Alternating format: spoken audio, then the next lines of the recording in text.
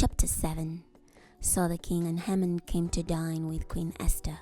On the second day of the banquet of wine, the king asked Esther, "What is your request, Queen Esther? It shall be granted to you. And what is your petition? Ask up to half the kingdom, and it shall be done." Queen Esther replied, "If I have met with your approval, O king, and if the king is so inclined, grant me my life as my request, and my people as my petition. For we have been sold, both I and my people, to destruction and to slaughter and to annihilation. If we had simply been sold as male and female slaves, I would have remained silent, for such distress would not have been sufficient for troubling the king." Then King Ahasuerus responded to Queen Esther, "Who is this individual? Where is this person to be found who is presumptuous enough to act in this way?" Esther replied, "The oppressor and enemy is this evil Haman." Then Haman became terrified in the presence of the king and queen. In rage, the king arose from the banquet of wine and withdrew to the palace garden. Meanwhile, Haman stood to beg Queen Esther for his life, for he realized that the king had now determined a catastrophic end for him. When the king returned from the palace garden to the banquet of wine, Haman was throwing himself down at the couch where Esther was lying. The king exclaimed, "Will he also attempt to rape the queen while I'm still in the building?" As these words left the king's mouth, they covered Haman's face.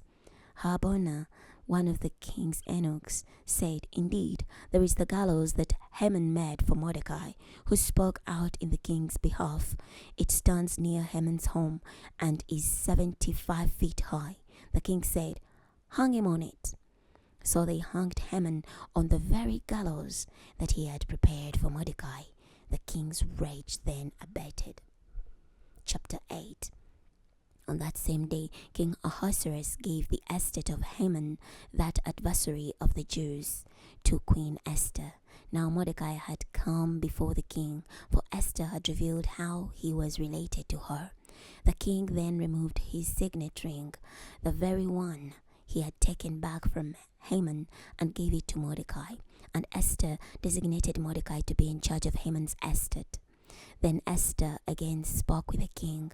Falling at his feet, she wept and begged him for mercy, that he might nullify the evil of Haman the Agagite, which he had intended against the Jews.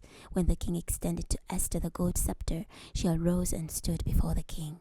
She said, "If the king is so inclined, and if I have met with his approval, and if the matter is agreeable to the king, and if I'm attractive to him, let an edict be written reciting those recorded intentions of Haman, the son of Hammedatha, the Agagite, which he wrote in order to destroy the Jews who are throughout all the king's province.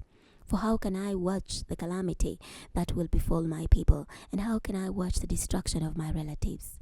King Ahasuerus replied to Queen Esther and to Mordecai the Jew, "Look, I have already given Haman's estate to Esther, and he has been hanged on the gallows because he took hostile actions against the Jews. Now you write in the king's name whatever in your opinion is appropriate concerning the Jews, and seal it with the king's signet ring. Any decree that is written in the king's name and sealed with the king's signet ring cannot be rescinded." The king's scribes were quickly summoned in the 3rd month, that is the month of Sivan. On the 23rd day, they wrote out everything that Mordecai instructed to the Jews and to the satraps and the governors and the officials of provinces all the way from India to Ethiopia. 127 provinces in all, to each province in its own script, and to each people in their own language, and to the Jews according to their own script and their own language.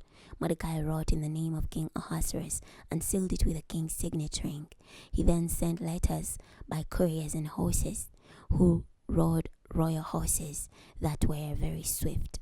The king thereby allowed the Jews who were in every city to assemble and to stand up for themselves, to destroy, to kill, and to annihilate any army of whatever people or province that should become their adversaries, including their women and children and to confiscate their property.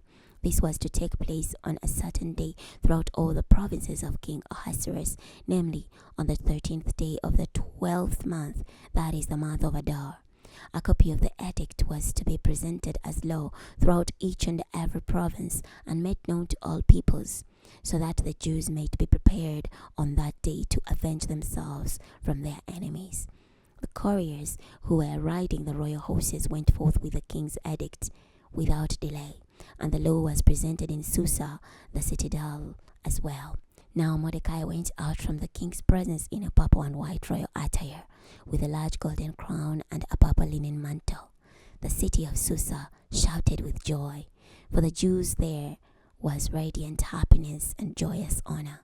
Throughout every province and throughout every city where the king's edict and his law arrived, the Jews experienced happiness and joy, banquets and holidays.